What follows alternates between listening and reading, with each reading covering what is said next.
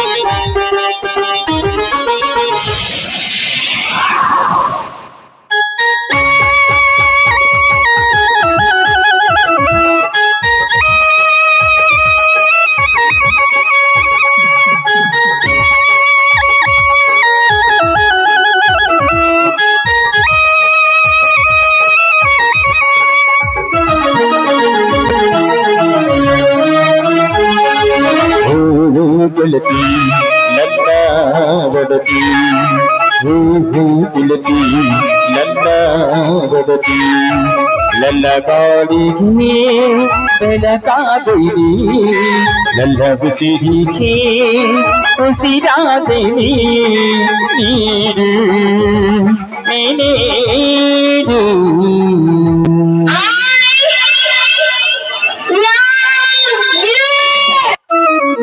ಸಿಹಿ ಮುತ್ತಿನ ಕಾಣಿಕೆ, ಈ ಬಾರೆ ನನ್ನ ಸನಿಗಕ್ಕೆ, ಸಿಹಿ ಮುತ್ತಿನ ಕಾಣಿಕೆ, ಈ ಬಾರೆ ನನ್ನ ಸನಿಗಕ್ಕೆ, ನನ್ನ ಹುಡುಗ,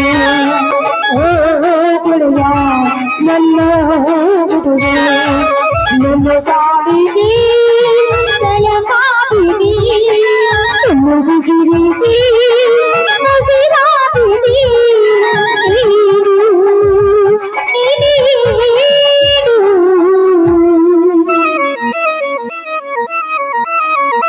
ಸಿಹಿ ಮುತ್ತಿನ ಕಾಣಿಕೆ, ನೀ ಬಾರೆ ನನ್ನ ಸನಿಗಕ್ಕೆ, ಸಿಹಿ ಮುತ್ತಿನ ಕಾಣಿಕೆ, ನೀ ಬಾರೆ ನನ್ನ ಸನಿಗಕ್ಕೆ.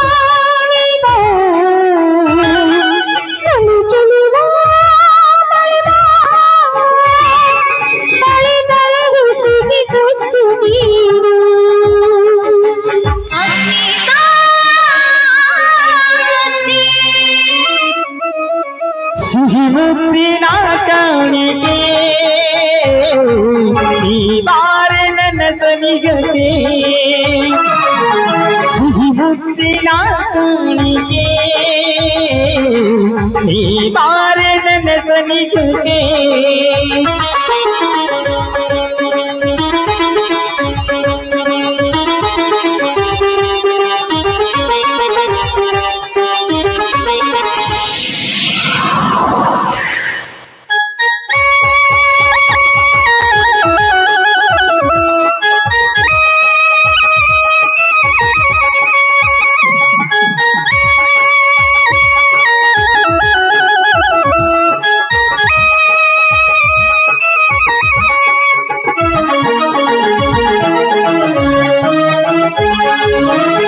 ಪ್ರೇಮದ ಕವಿ ಕಲ್ಪನೆ ಈ ಬಾಣ ಪಯಣಕ್ಕೆ ಜೊತೆಯಾದೆನಿ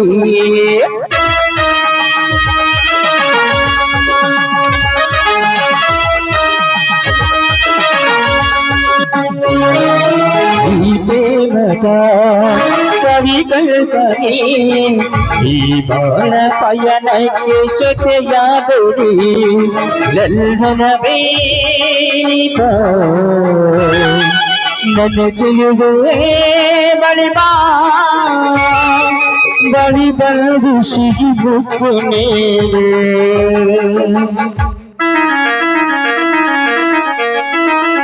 la la la la la la la la la la la la la la la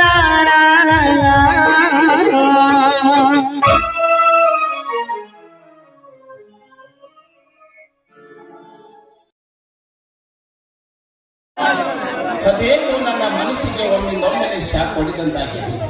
ಹೆದೆಯೆಲ್ಲ ನೀರಾಗಿ ಹೆದೆವೆಲ್ಲ ನಡುರು ಏನು ಅನಾಹುತವಾಗಿ ಹೋಗಿದೆಯೋ. ಈ ರೀತಿ ಮೂಢನಂಬಿಕೆನ ನಂಬಾರ್ದು. ಈ ರೀತಿ ನಾವು ಗಾಬರಿಗೊಳಗಾದ್ರೆ ಆಗುವುದೆಲ್ಲ ಕೆಡಕೆ. ಬನ್ನಿ ಒಳಗಡೆ ಊಟ ಮಾಡುವರಂತೆ. ಹಠವಾದಿ ಮಡದಿಯೇ ನೀನು, ನಿನ್ನದೇ ನಡೆಯಲಿ. ಸ್ನಾನವಾಗಿ ಊಟವನ್ನು ತಂದು ಆಯ್ತು, ನೀವು ಕೂತ್ಕೊಳ್ಳಿ, ಒಳಗಡೆ ಹೋಗಿ ಊಟ ತರ್ತೀನಿ.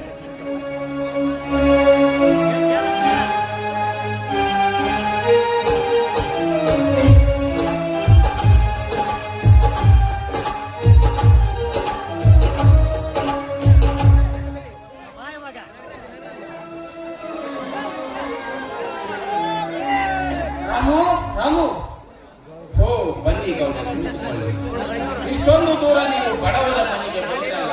ಬನ್ನಿ ಊಟ ಮಾಡುವಂತೆ ಕುಳಿತುಕೊಳ್ಳಿ. ಇರಲಿ ರಾಮು, ನಿನ್ನೆ ನೀ ಇಲ್ಲದ ಸಮಯ ನೋಡಿ ಯಾರೋ ದುಷ್ಕರ್ಮಿಗಳು ನಿನ್ನೆ ನಿನ್ನ ಜೋಳದ ಗೂಡಿಗೆ ಬೆಂಕಿ ಇಟ್ಟು ಸುಟ್ಟು ಹಾಕಿದ್ದಾರೆ.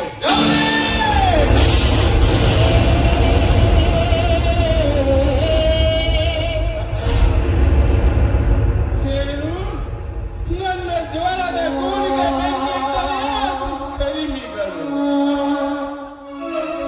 ಹೌದಪ್ಪ, ಈ ವಿಷಯ ನಿನ್ನ ಹೆಂಡತಿಗೆ ತಿಳಿಸಿದರು.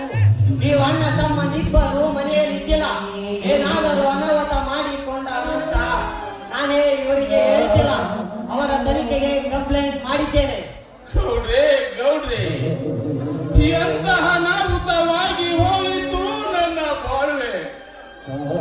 ತುಂಬಿದ ಜೋಳದ ಗೂಡು ಸುಟ್ಟು ಭಸ್ಮವಾಯಿತೆಂದರೆ ಇನ್ನೆಲ್ಲಿದೆ ಈ ರೈತನಿಗೆ ಮುಂದೆ ಹೇಗೆ ನನ್ನ ಉಪಜೀವನದ ಗತಿ? ನೀವೇ ನನ್ನ ಪಾಲಿನ ದೇವರು. ನೀನೇನು ಚಿಂತಿಸಬೇಡ, ನಾನು ಅವನಿಗೆ ಹೇಳಿ ಸಮಾಧಾನ ಮಾಡುತ್ತೇನೆ. ಕೊಡುವ ಶಿವ ಬಡವನಲ್ಲ, ಶಾಂತನಾಗಿ ಜೀವನ ನಡೆಸು. ನಿನಗೇನಾದರೂ ಕಡಿಮೆ ಆದರೆ ನಾನು ಸಹಾಯ ಮಾಡುತ್ತೇನೆ, ಬರುತ್ತೇನೆ.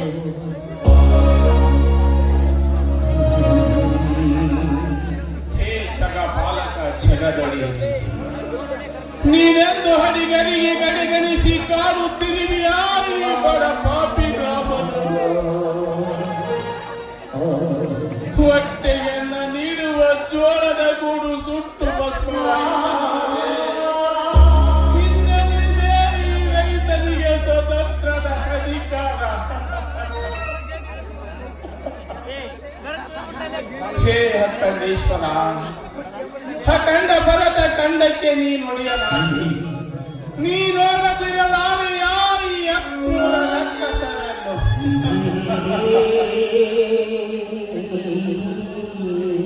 ಬಿತ್ತಿ ಬೆಳೆದು ಸಣ್ಣಾಗಿ ಹೋದ ಈ ರೈತನ ಉಸಿರನ್ನೇ ಸುಟ್ಟಾಕಿದನೆಂದರೆ ಕಷ್ಟದಲ್ಲಿ ಕೈ ತೊಳೆದು ನೂಕುವಿಯಾ ನನ್ನನ್ನು.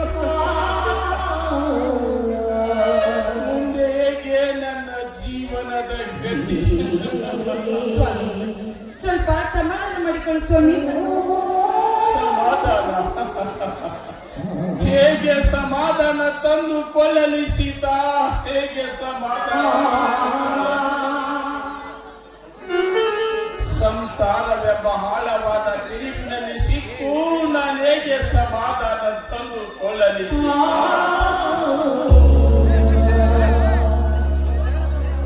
ಆಘಾತವಾದ ಬಂಡೆ ಗಲ್ಲಿಗೆ ತಾಗಿ ಎದೆ ಒಡೆದು ನುಚ್ಚು ನೂರಾದ ನನ್ನ ಸಂಸಾರ ಇಂದು ಒಟ್ಟಿಗೆ ಅನ್ನ ನೀಡುವ ಜೋಳದ ಗೂಡು ಸುಟ್ಟು ಭಸ್ಮವಾಯಿತೆಂದರೆ ಇನ್ನೇಗೆ ನಾ ಸಮಾಧಾನ ತಂದುಕೊಳ್ಳಲಿ ಸೀತಾ? ಸಮಾಧಾನ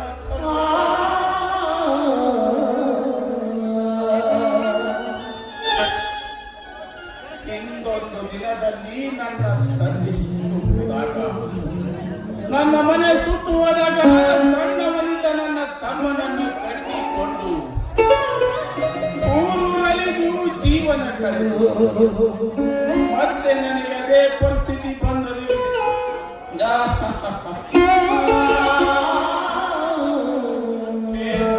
ಶ್ರದ್ಧಾನಂದನೆ ಶ್ರದ್ಧೆಯಿಂದ ನಡೆದ ಜನರಿಗೆ ಆನಂದ ನೀಡುವ ನೀರು ಕೂಡ ಕಂದನಾಗಿ ನೋಡುವ. ನೀನು ಈ ರೀತಿ ನನಗೆ ಕಷ್ಟ ಕೊಡುವುದಾದರೆ ನಿಷ್ಠೆಯಿಂದ ಪ್ರಾಣ ತ್ಯಾಗ ಮಾಡಿಕೊಳ್ಳುವೆ.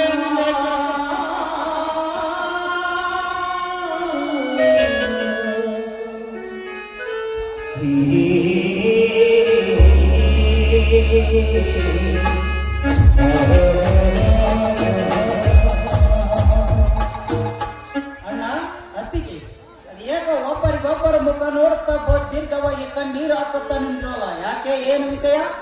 ಏನಿಲ್ಲ ಬಾರಪ್ಪ, ಯಾರೋ ದುಷ್ಕರ್ಮಿಗಳು ನಮ್ಮ ಹೊಲಕ್ಕೆ ನುಗ್ಗಿ ಏನು ಮಾಡಿದಾರಣ್ಣ? ನಾವಿಲ್ಲದ ಸಮಯ ನೋಡಿ ಬೆಳೆ ತುಂಬಿ ನಿಂತಿರುವ ನಮ್ಮ ಜೋಳದ ಗೂಡಿಗೆ ಬೆಂಕಿ ಸುಟ್ಟು ಹಾಕಿದ್ದಾರಪ್ಪ.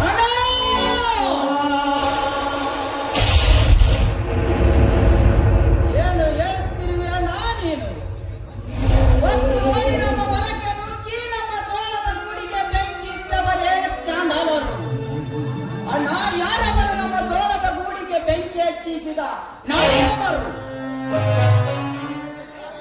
ಬೇಗ ಹೇಳಿ. ಈಗ ಹೋಗಿ ಅದಮ್ಮರನ್ನು ತರತರನೆ ಹಿಡಿದು ತಂದು ಸಿಳಿಬಿಡುವೆ. ಅವರ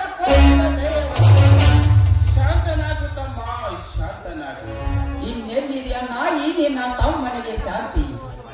ಅನ್ಯಾಯಕ್ಕಾಗಿ ಹೋರಾಟ ಮಾಡಲು ಒಂದು ನನ್ನ ತಂದೆ ಶ್ರೀ ಗುರು ಕಂಡೇಶ್ವರ ಶ್ರದ್ಧಾನಂದ ಈ ಗಂಡು ಬಡರ ಕೈಗೆ ಸಿಕ್ಕಿದಂದರೆ ಅವರ ರಕ್ತ ಈ ಭೂಮಿ ತಾಯಿಯ ಲೇಪನಾದದಲ್ಲಿ ಈಗ ಈ ವಿಷಯ ಹೇಳದಿದ್ದರೆ ಆ ನನ್ನ ತಂದೆ ಮಾರುತೇಶ್ವರ ಮೇಲನೆ ಸುಟ್ಟು ಹಾಕಿದ ಕೇಡಿಗಳು ಯಾರಂತ ಇನ್ನೂ ತಿಳಿದಿಲ್ಲಪ್ಪ. ಅವರ ತನಿಖೆಗಾಗಿ ಈ ಊರಿನ ಗುರಿಯಲ್ಲೇ ಮುಂದಾಗಿ ಬಲದಿಂದ ಕೆಲಸ ನಡೆಸಿದ್ದಾರೆ. ಏನು ಹೇಳ್ತಿರುವೆ ನೀನು? ಗೂಡಿಗೆ ಬೆಂಕಿ ಇಟ್ಟ ವ್ಯಕ್ತಿ ಯಾರೆಂದು ಗೊತ್ತಾಗಲೇ ನಾಪತ್ತೆಯಾಗಿದ್ದಾರೆ.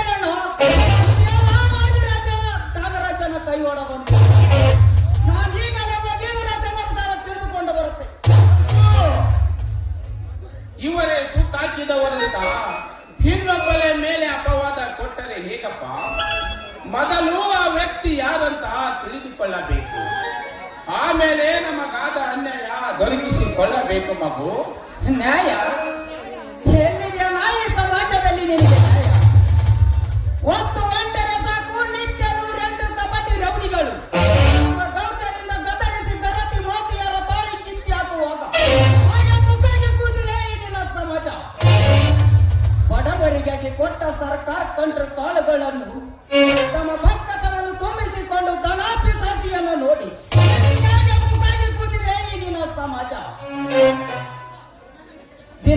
ನಡೆಯುವ ದುಡ್ಡಿನ ದೊಡ್ಡಸ್ತಿಗೆಯಲ್ಲಿ ಕೋಟ ನೇತಮ ದೊಡ್ಡ ಕೈಯಲ್ಲಿ ಎತ್ತಿಕೊಂಡು ಮತ್ತೊಬ್ಬ ರಸ್ತೆಯನ್ನು ಮಾಡಲು ದುಷ್ಟ ತ್ಯಾಗರಾಜ ವಕೀಲರನ್ನು ನೋಡಿ ಹಾಗೆ ಮುಖಾಗಿ ಕೂದಿದೆ ಈ ನಿನ್ನ ಸಮಾಜ.